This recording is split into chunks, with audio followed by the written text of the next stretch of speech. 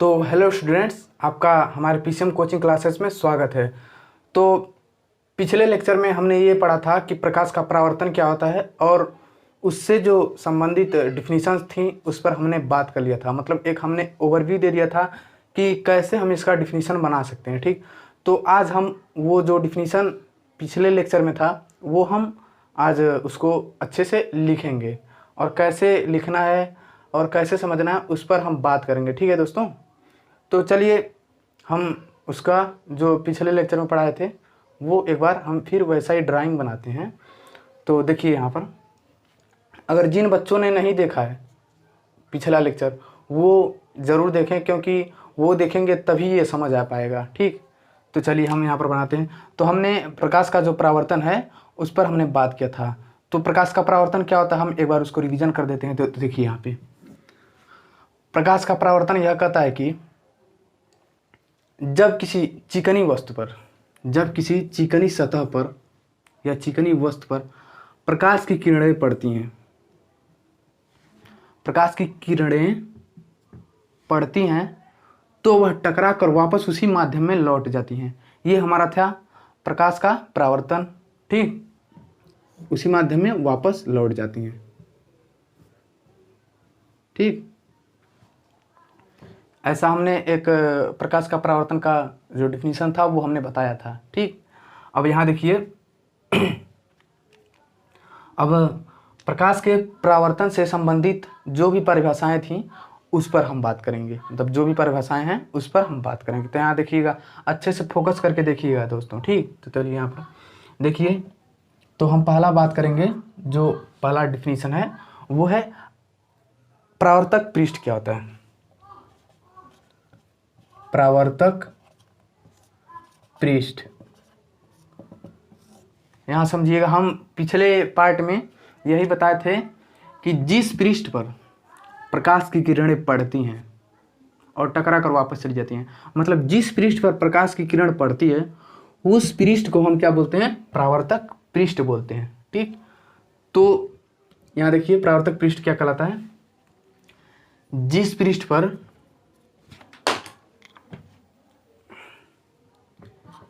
जिस पृष्ठ पर प्रकाश की किरणें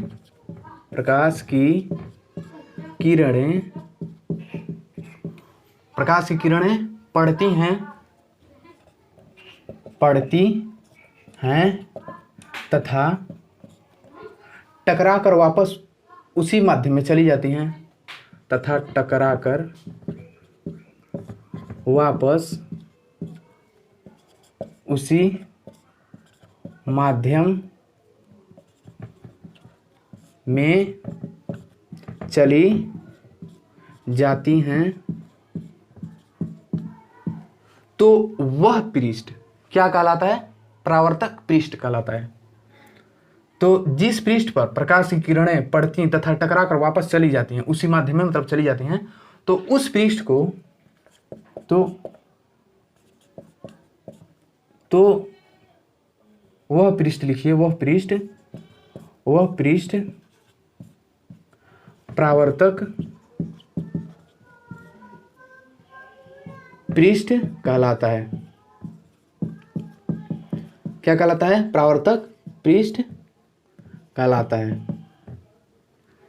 ठीक, तो परावर्तक पृष्ठ क्या है, ये है किरणें इसी सतह पर पड़ी हैं, यानी इसी पृष्ठ पर पड़ी हैं, तो यह पृष्ठ क्या कहलाएगा, परावर्तक पृष्ठ कहलाएगा। तो हम इसको लिख देते हैं परावर्तक पृष्ठ। ये क्या है, परावर्तक पृष्ठ। ठीक, ये समझ जाइएगा। अब हम दूसरा जो डिफिनीशन उस पर बात करते हैं। आपतित किरण क्या होता है, आपतित किरण क्या होता है, आपतित किरण एग्जाम में लगभग पूछ ही लेता है।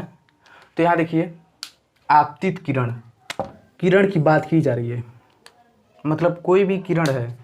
तो यहाँ देखिए कौन सा किरण है, यहाँ तो दो प्रकार की किरण है, एक तो पड़ रही है और दूसरा टकरा कर वापस चली जा रही है। तो ठीक, तो जो पड़ रहा है मतलब जो परावर्तक पृष्ठ पर जो किरण पड़ रहा है, समझिएगा, अच्छे से गौर से समझिए। परावर्तक पृष्ठ पर जो किरणें पड़ रही हैं उस किरण को आपतित किरण कहते हैं। ठीक, उस किरण को क्या कहते हैं? आपतित किरण कहते हैं। तो ये देखिए डिफिनीशन इसका कैसे बनेगा। परावर्तक पृष्ठ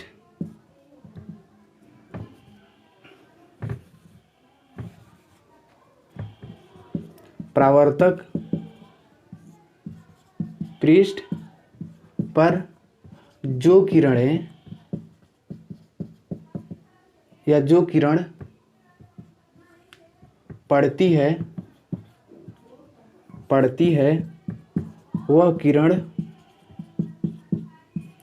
वह किरण आपतित किरण कहलाती है। आपतित किरण कहलाती है। ठीक, तो आप समझ गए होंगे कि आपतित किरण क्या होता है। यहाँ फिगर में देखिए, यही किरण है ना, यही किरण जो इस पर परावर्तक पृष्ठ पर पड़ रहा है। तो जो किरण परावर्तक पृष्ठ पर पड़ रहा है यही किरण पड़ रहा है, उसको हम क्या बोलते हैं? आपतित किरण बोलते हैं। आपतित किरण। डिफिनीशन अच्छे से लिखते जाइएगा। और सबसे जो बड़ी बात है वो है कि समझना, रटिएगा मत। ये नहीं, यह जरूरी नहीं है कि मतलब हर चीज़ रटी जाए, इसको थोड़ा समझना पड़ता है। ठीक, समझेंगे तो अच्छा मतलब अच्छा रहेगा। अब हम बात करते हैं परावर्तित किरण क्या होता है। इसको हम इरेज कर दे रहे हैं। परावर्तित किरण अच्छे से लिखते जाइएगा, थोड़ा पढ़ने वढ़ने पर ध्यान दीजिए।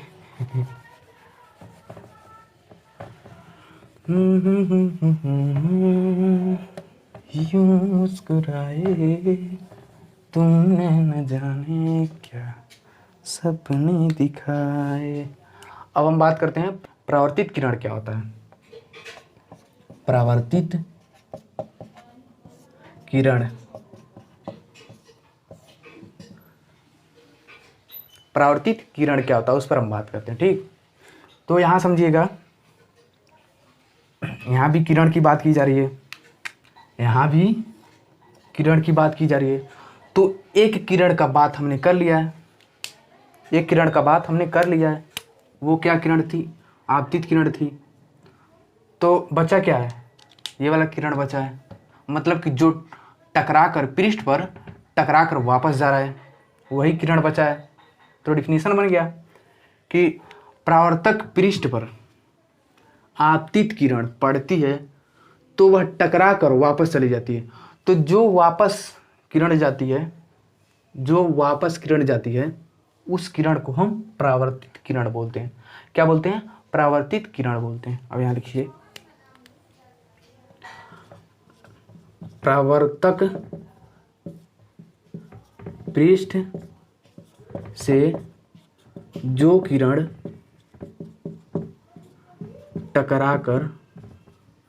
टकराकर वापस उसी माध्यम में चली जाती है वह किरण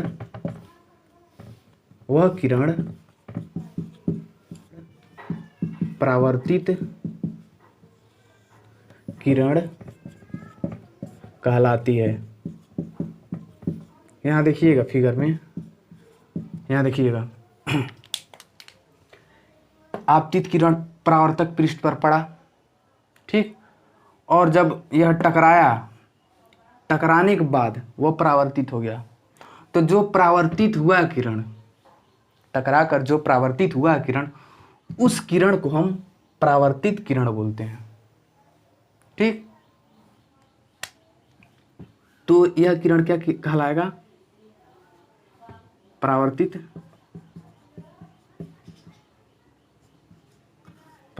किरण।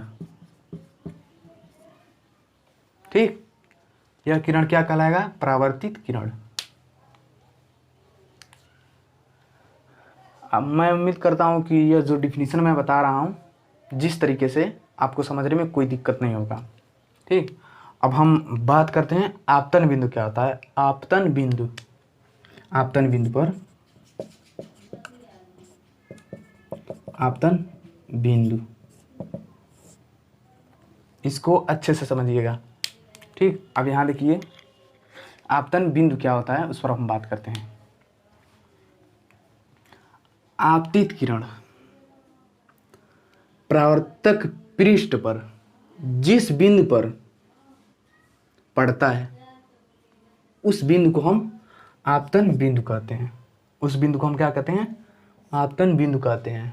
ठीक, अब यहाँ समझिएगा, हम इसको डिफिनीशन जो है उसका लिख रहे हैं। आपतित किरण परावर्तक पृष्ठ, परावर्तक पृष्ठ के जिस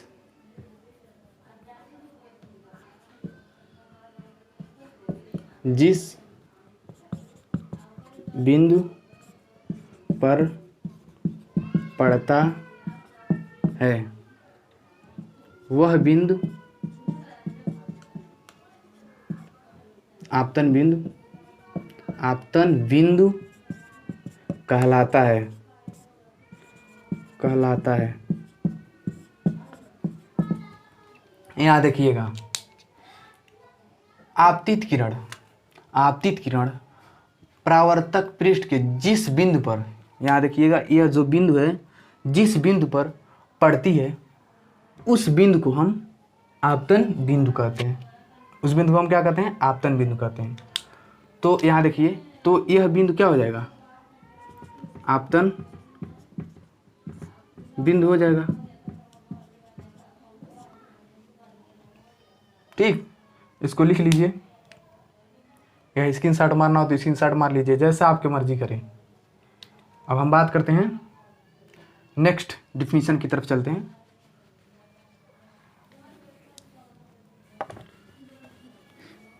इसके बाद हम बात करेंगे कि अभिलंब क्या होता है। अभिलंब क्या होता है?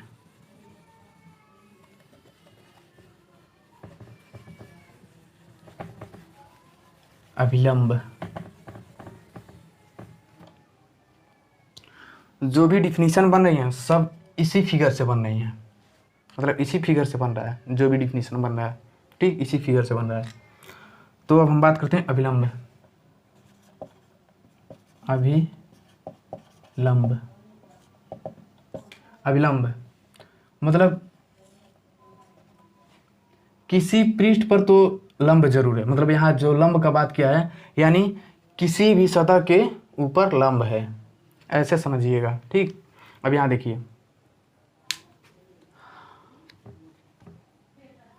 आपतन बिंदु, यह देखिएगा आपतन बिंदु से परावर्तक पृष्ठ के लंबवत जो बना रेखा है या जो खींची गई रेखा है, जो खींची गई रेखा है उस रेखा को हम अभिलंब कहते हैं। उस रेखा को हम अभिलंब कहते हैं। समझिएगा यहाँ फिगर से, आपतन बिंदु ये है, आपतन बिंदु, आपतन बिंदु से परावर्तक पृष्ठ के लंबवत, परावर्तक पृष्ठ के लंबवत खींची गई रेखा, खींची गई रेखा अभिलंब कहलाती है। देखिए कितने अच्छे से, कितने शानदार तरीके से मैं पढ़ाने का प्रयास कर रहा हूँ ताकि आपको समझने में कोई दिक्कत ना हो। यहाँ देखिए, तो यह क्या कहलाएगा? अभिलंब। इसका जो डिफिनीशन है वो हम लिख दे रहे हैं यहाँ।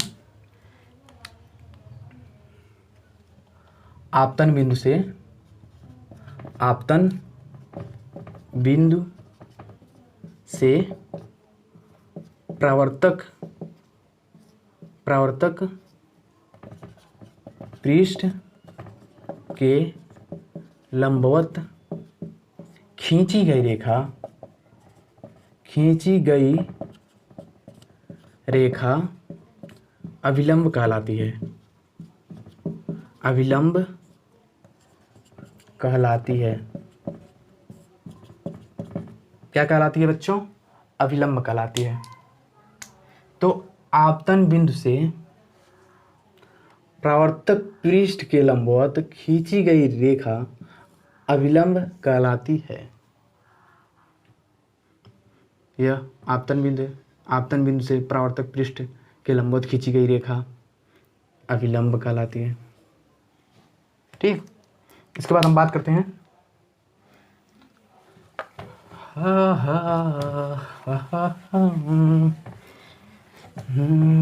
मेरा यार हंस रहा है बारिश की जाए।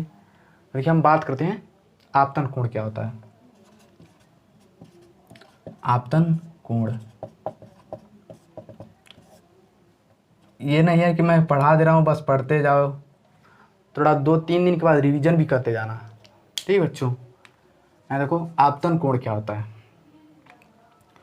तो बहुत बच्चे जो है कोण नहीं समझते हैं। तो कोण मैं पिछले लेक्चर में भी बताया था कि कोण का जो डिफिनीशन होता है वो क्या होता है। तो देखिए यहाँ पर एक बार मैं और बताने की कोशिश करूँगा। जब दो रेखाएं एक दूसरे को बिंदु पर एक दूसरे को प्रतिच्छेद करती हैं, मतलब काटती हैं, तो जिस बिंदु पर काटती हैं, जिस बिंदु पर काट रही हैं, तो उन दोनों रेखाओं के बीच जो झुकाव है, उन दोनों कोणों के, उन दोनों रेखाओं के बीच जो झुकाव है, जो झुकाव है उसको हम क्या बोलते हैं? कोण बोलते हैं। ये कोण, मतलब ये झुकाव है जो दोनों के बीच, वो कोण कहलाता है। ठीक, अब यहाँ देखिए, अब यहाँ देखिए आपतित किरण आपको दिखाई दे रहा है। आपतित किरण तथा अभिलंब के बीच बना कोण, के बीच बना कोण आपतन कोण कहलाता है। इसको हम आपतित किरण तथा अभिलंब के बीच बना कोण आपतन कोण कहलाता है।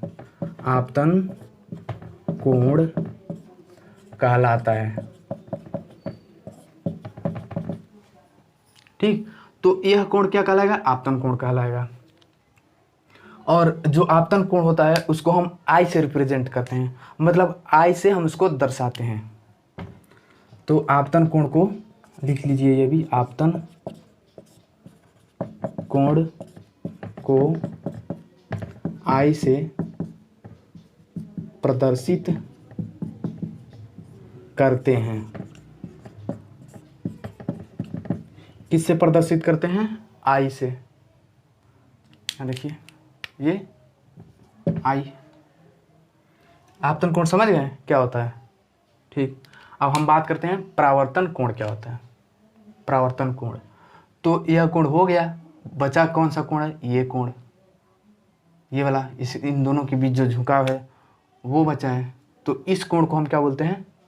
अब देखिए हम इसको परावर्तन कोण,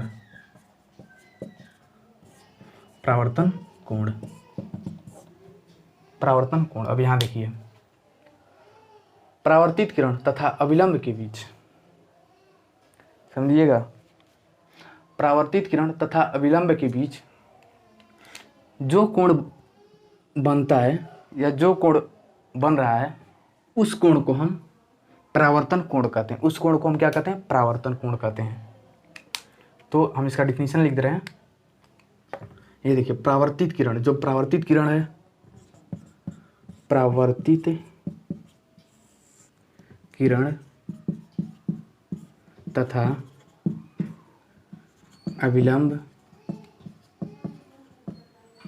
के बीच बना कोण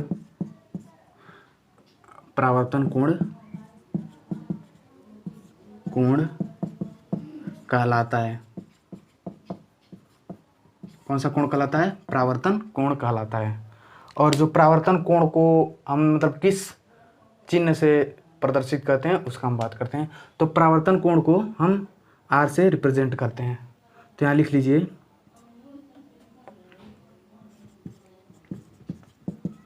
परावर्तन कोण को R से प्रदर्शित करते हैं।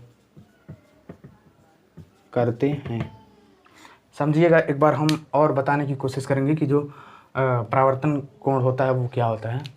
तो परावर्तित किरण तथा अविलंब के बीच जो कोण बन रहा है उस कोण को हम क्या बोलते हैं? परावर्तन कोण बोलते हैं। तो परावर्तन कोण को हम क्या मतलब किससे रिप्रेजेंट करते हैं? R से। परावर्तन कोण को हम R से रिप्रेजेंट करते हैं, मतलब प्रदर्शित करते हैं। ठीक, मैं आशा करता हूँ कि यह आप ये सब समझ गए होंगे, क्योंकि मैं जिस वे से आप लोगों को पढ़ा रहा हूँ मुझे तो उम्मीद है कि आप लोगों को समझ आया ही गया होगा। मतलब चलिए अब हम बात करते हैं कि परावर्तन का नियम क्या होता है, परावर्तन का नियम क्या कहता है, उस पर हम बात करते हैं। It is very important two point of view of exam.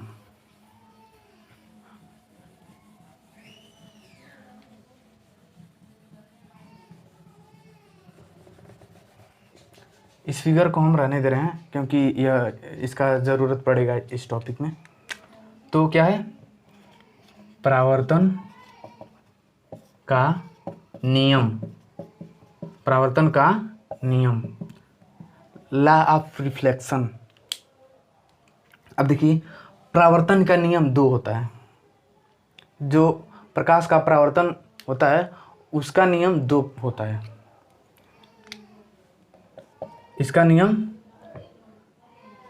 2 होता है, 2 होता है।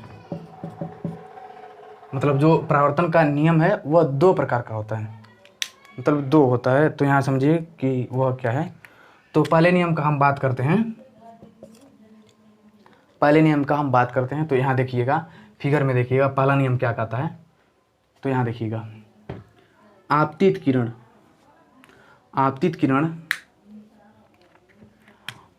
तथा आपतित किरण, परावर्तित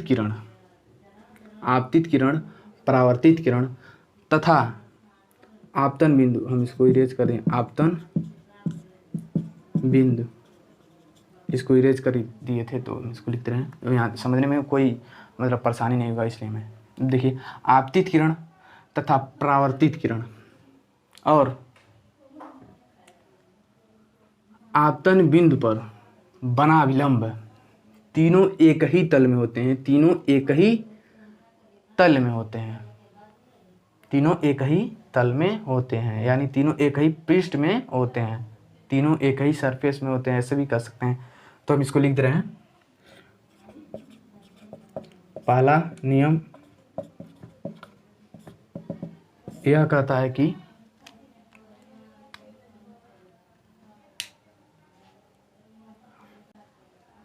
अविलंब, यहाँ देखिए आपतित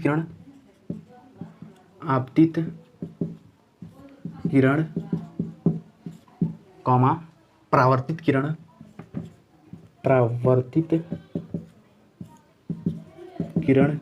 तथा आपतन बिंदु पर बना विलंब,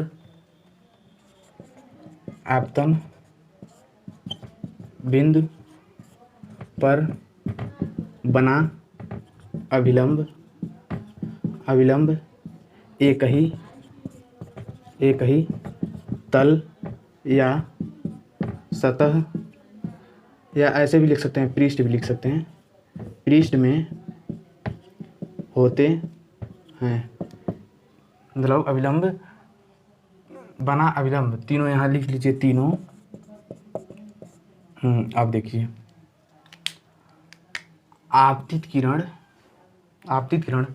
परावर्तित किरण तथा आपतन बिंदु पर बना विलंब तीनों एक ही तल या सतह, ऐसे भी कर सकते हैं, या पृष्ठ में होते हैं। यहाँ देखिए, आपतित किरण, परावर्तित किरण तथा अविलंब, जो आपतन बिंदु पर अविलंब बन रहा है वह तीनों एक ही सतह में होते हैं, ठीक। अब दूसरा नियम क्या कहता है, इसको नोट कर लीजिएगा, अच्छे से समझ जाइएगा, ठीक, इसका रिवीजन करते रहिएगा हमेशा। दूसरा नियम क्या कहता है उस पर हम बात करते हैं। दूसरा नियम बहुत आसान है, समझना कोई मुश्किल नहीं है, क्योंकि मैं पढ़ाने फिजिक्स आया हूँ।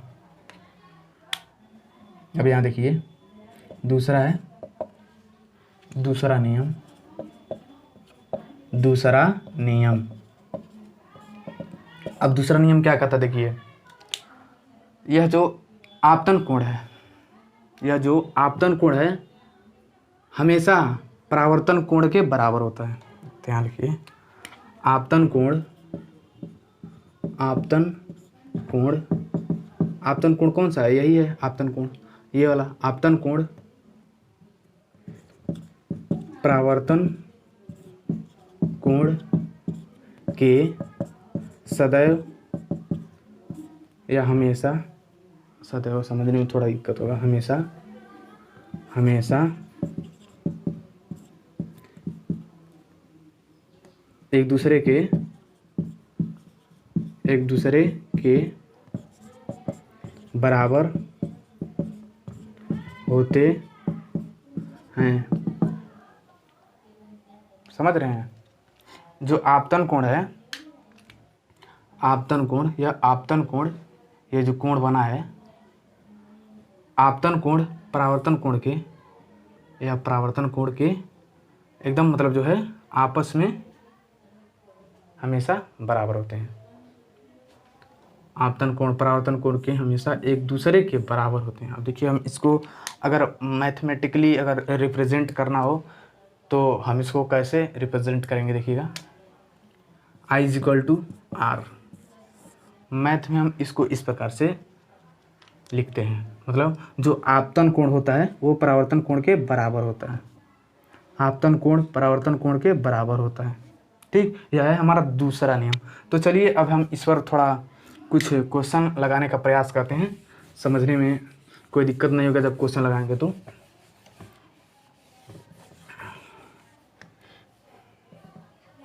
इसको हम इरेज कर दे रहे हैं।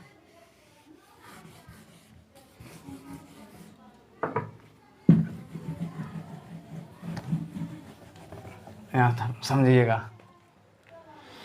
क्वेश्चन यह है कि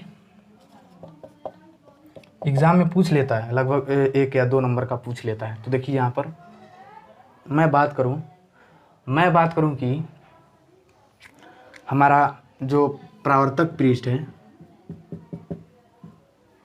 परावर्तक पृष्ठ है जो, तो परावर्तक पृष्ठ पर एक रेखाएं पड़ रही है, वो रेखा है आपतित किरण, दूसरा जो टकरा कर वापस चले जा रही परावर्तित किरण कहलाती है, ये तो हम लोग जानते हैं।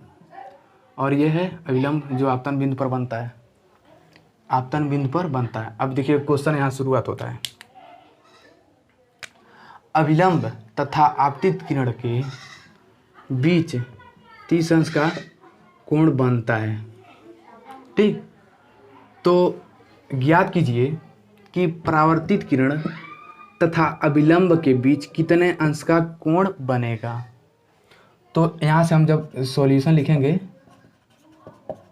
तो हम कैसे लिखेंगे, वो यहाँ देखिए, सॉल्यूशन जब हम लिखेंगे तो यहाँ लिखेंगे तो सबसे पहले हमें जो दिया रहता है, मतलब जो गिवन रहता है, हम उसको लिखते हैं, दिया है, या गिवन भी लिख सकते हैं, इंग्लिश मीडियम वाले बच्चे समझते हैं। यहाँ देखिए दिया है, तो इसमें क्या दिया है, ये हमारा क्या है, आपतन कोण। आपतन कोण को हम किससे रिप्रेजेंट करते हैं, आई से, I = 30 अंश या 30 डिग्री, ठीक। और हमें क्या ज्ञात करना है, यह, तो यह लिख दीजिए R आपतन कोण है, क्वेश्चन मार्क, मतलब हमें नहीं पता है। अब हम यहाँ लिखेंगे, देखिए, अकॉर्डिंग टू, अरे हिंदी मीडियम में हिंदी में लिख दे रहे हैं,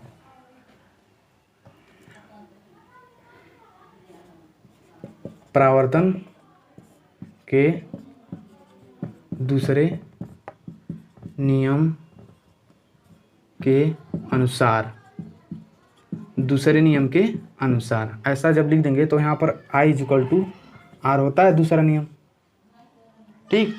तो हमें हमें क्या दिया है, आई का मान कितना दिया है, आई का मान 30 अंश दिया है, आर का मान निकल गया, आई का मान रखो, आर का मान निकल गया। तो हमारा क्या हो गया, जो परावर्तित किरण तथा अभिलंब के जो बीच जो कोण बना है वह कोण कितने अंश का है, 30 अंश का है। ठीक, तो यहाँ आप आंसर लिख दोगे, आंसर लिख दोगे। एग्जामिनर जितने नंबर कराएगा उतना नंबर दोगे, उतना नंबर दे देगा, उतना नंबर दे देगा। 2 नंबर पा गए। देखो कितने अच्छे तरीके से मैं लगाने की कोशिश कर रहा हूँ, आप लोगों को समझाने की कोशिश कर रहा हूँ, देखो कितने अच्छे से। ठीक, तो समझ गए आप।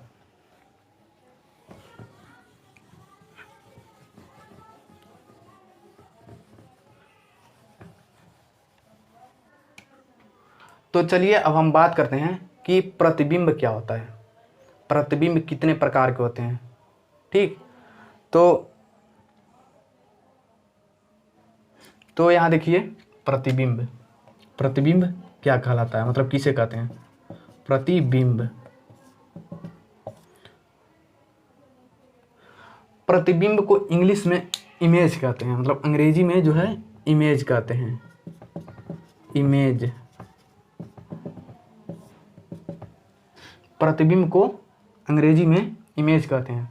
तो इसका डिफिनीशन क्या है वो हम समझते हैं। पहले हम एक उदाहरण से समझते हैं कि बेसिकली जो प्रतिबिंब होता है वो क्या होता है। तो ठीक है, समझिएगा। यहाँ पर मान लीजिए हमारे हाथ में एक दर्पण है।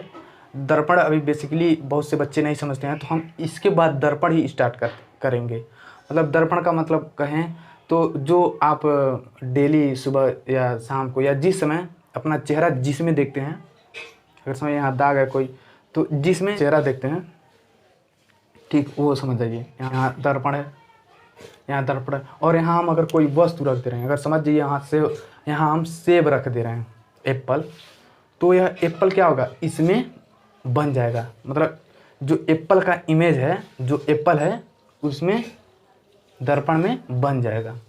तो जो दर्पण में बना है वह एप्पल का प्रतिबिंब कहलाता है। समझिएगा इसको, यहाँ समझिएगा। यह हमारा दर्पण है, इसके सामने हम एप्पल रख दिए हैं। थोड़ा ड्राइविंग थोड़ा वीक है, ड्राइंग। ठीक, यहाँ एप्पल हम रख दिए, एप्पल रख दिए। अब यहाँ देखिए ये दर्पण है, तो दर्पण के सामने जब हम किसी वस्तु को रखते हैं, फॉर एग्जांपल एप्पल, तो दर्पण में एप्पल का इमेज बन जाता है। मतलब एप्पल का आकृति बन जाता है।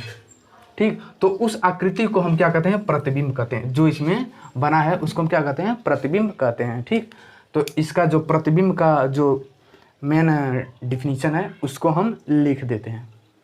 ठीक, वहाँ लिखने का प्रयास कर रहे हैं। देखिए, तो यहाँ देखिएगा जो प्रतिबिंब का जो मेन डिफिनीशन है वो ये है। देखिए, वस्तु के किसी बिंदु से चलने वाली प्रकाश की किरणें परावर्तन या अपवर्तन के बाद जिस बिंदु पर मिलती हैं या मिलती हुई प्रतीत होती हैं, उस बिंदु को प्रतिबिंब कहते हैं, उस बिंदु को प्रतिबिंब कहते हैं। ठीक, ये हमारा क्या हो गया, प्रतिबिंब का जो डिफिनीशन है ये हो गया। अगर प्रतिबिंब को आप एक्सप्लेन करना चाहते हैं तो इस प्रकार भी कर सकते हैं कि किसी दर्पण के सामने जो वस्तु रखी जा रही है वो वस्तु दर्पण में आकृति बना लेती है, तो उस आकृति को हम क्या बोलते हैं, प्रतिबिंब बोलते हैं। अरे ऐसे समझिए ना, आप चेहरा देख रहे हैं तो आपका चेहरा दर्पण में बन गया, तो दर्पण में जो आपका चेहरा बना है वो प्रतिबिंब कहलाता है। किसका प्रतिबिंब कहलाता है, आपका प्रतिबिंब कहलाता है। वो जो बना है वो प्रतिबिंब कहलाता है। ऐसे समझिए, आसान भाषा में। कौन इतना लंबा चौड़ा डिफिनीशन है, लेकिन इसको लिख लीजिएगा, इसको लिखने के बाद समझिएगा। ठीक, जो मैं समझाया उसको समझिएगा अच्छे से। अब हम बात करते हैं प्रतिबिंब कितने प्रकार के होते हैं। Basically there are two types of image, first virtual image and second real image. हम बताते हैं क्या होता है। फर्स्ट क्या होता है, फर्स्ट क्या होता है, रियल इमेज मतलब वास्तविक प्रतिबिंब, प्रतिबिंब। इंग्लिश में इस जो वास्तविक प्रतिबिंब है उसको हम बोलते हैं रियल इमेज, रियल इमेज। ठीक, क्या बोलते हैं हम, रियल इमेज बोलते हैं। अब यहाँ देखिए जो वास्तविक प्रतिबिंब, देखिए बेसिकली वास्तविक जो प्रतिबिंब होता है उसको हम पर्दे पर देखा जा सकता है, मतलब पर्दे पर उसको उत्पन्न किया जा, मतलब बनाया जा सकता है। जो समझ जाइए यहाँ पर अगर कोई पर्दा है, सामने कोई वस्तु, समझ जाइए कोई आदमी खड़ा है, तो जो उसका प्रतिबिंब पर्दे पर बनना है, जो पर्दे पर बन रहा है वह प्रतिबिंब वास्तविक प्रतिबिंब कहलाता है। वास्तविक प्रतिबिंब का हम फोटो नहीं खींच सकते हैं। ठीक, देखिए यहाँ देखिए इसका डिफिनीशन हम लिख दे रहे हैं, तो डिफिनीशन इसका ये है, देखिए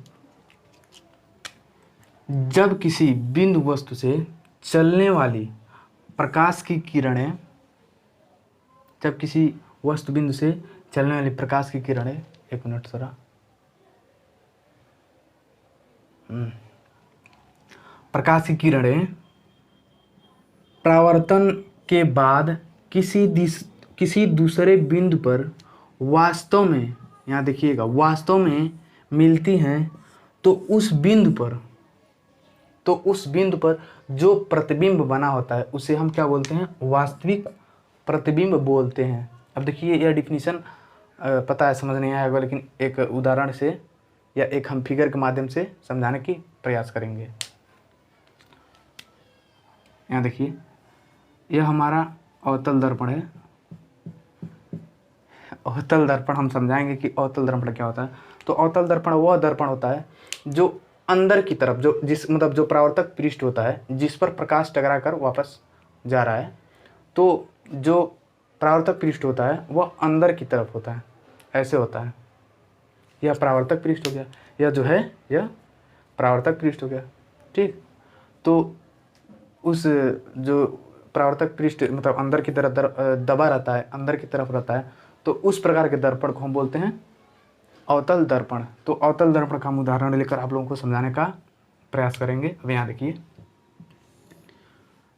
इसमें हम सब बताएंगे, मतलब आगे जब हम पढ़ाएंगे तो यह जो है आप लोगों को अच्छे से क्लियर हो जाएगा, मतलब क्या हम बताना चाह रहे थे। ठीक,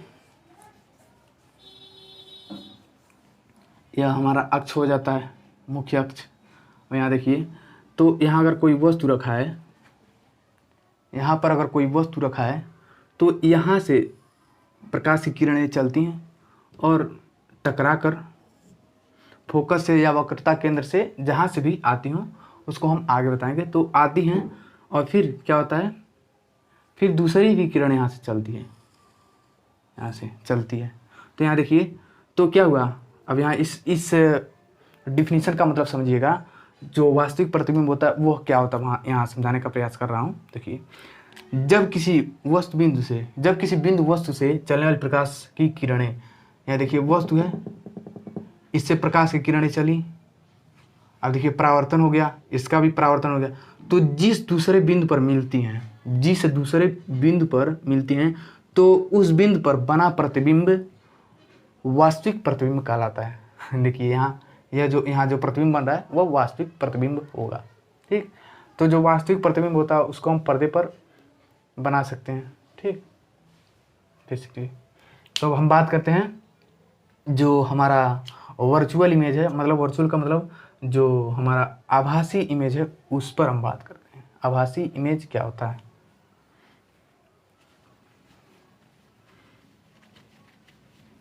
तो ये रहा हमारा आभासी प्रतिबिंब का डिफिनीशन। देखिए यहाँ पर तो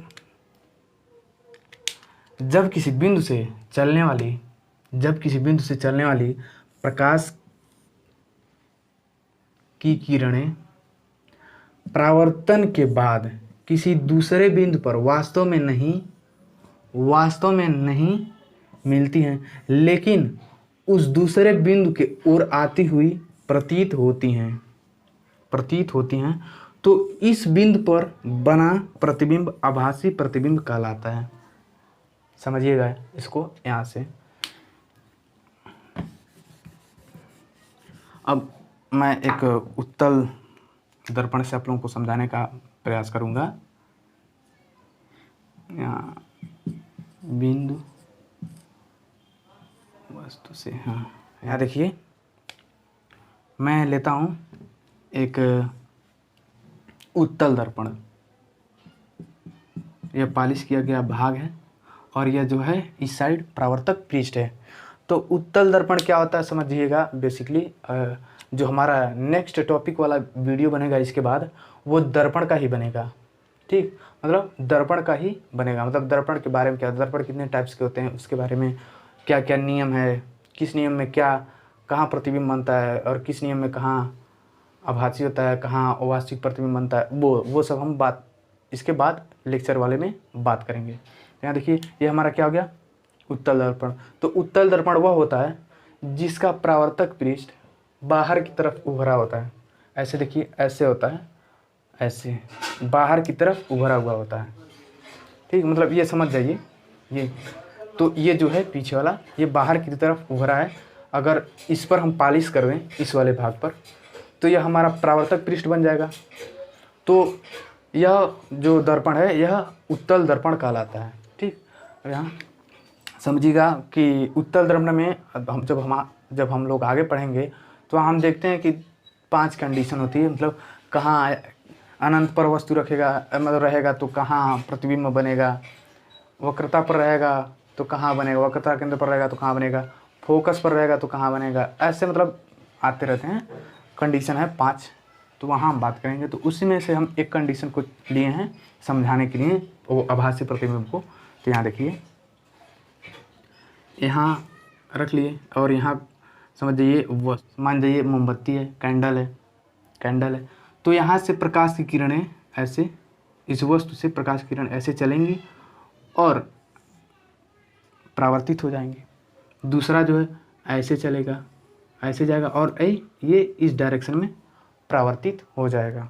तो यहाँ देखिएगा, यह दूसरे बिंदु की तरफ दूसरे बिंदु पर मिलती हुई प्रतीत होती हैं। तो जो यह वस्तु है इसका प्रतिबिंब यहाँ इस बिंदु पर बनेगा। ठीक, तो यह जो बिंदु है, जो इस बिंदु पर जो प्रतिबिंब बना है उसे ही हम आभासी प्रतिबिंब कहते हैं। ठीक, तो यह क्या हो गया, आभासी प्रतिबिंब हो गया। ठीक, आशा करता हूँ कि यह जो मतलब जितने भी पीछे पढ़ाया हूँ वो आप लोगों को समझने में कोई दिक्कत नहीं आया होगा। अगर कोई दिक्कत आया होगा तो आप बेहिचक कमेंट बॉक्स में कमेंट कर सकते हैं, पूछ सकते हैं। ठीक, तो इसका रिवीजन करते रहिएगा, पढ़ते रहिएगा, अच्छे से मौज करिए और हैवी ड्राइवर बनिए। तो चलिए, हम अगले जो पार्ट नंबर 3 जो आएगा उसमें हम बात करेंगे कि दर्पण क्या होता है, दर्पण के कितने प्रकार होते हैं। ठीक, इसके हम बाद में बात करेंगे। तो अगर पढ़ाने का मेरा तरीका जो है, अगर आप लोगों को पसंद आया हो तो लाइक कीजिएगा, अगर नहीं पसंद आया होगा तो डिसलाइक कीजिएगा। और हाँ दोस्तों, मेरे चैनल को सब्सक्राइब करना मत भूलिएगा। सब्सक्राइब करके वो जो बेल आइकन वो आता है, बेल आइकन, उसको दबा कर एकदम फोड़ दीजिएगा। अगर ऐसा करते हैं तो अगर मैं कोई अपडेट या कोई वीडियो डालता हूँ तो आप लोगों के पास जल्द ही पहुँच जाएगा। ठीक, तो चलिए हम मिलते हैं नेक्स्ट टॉपिक में। तब तक के लिए जय हिंद, जय भारत।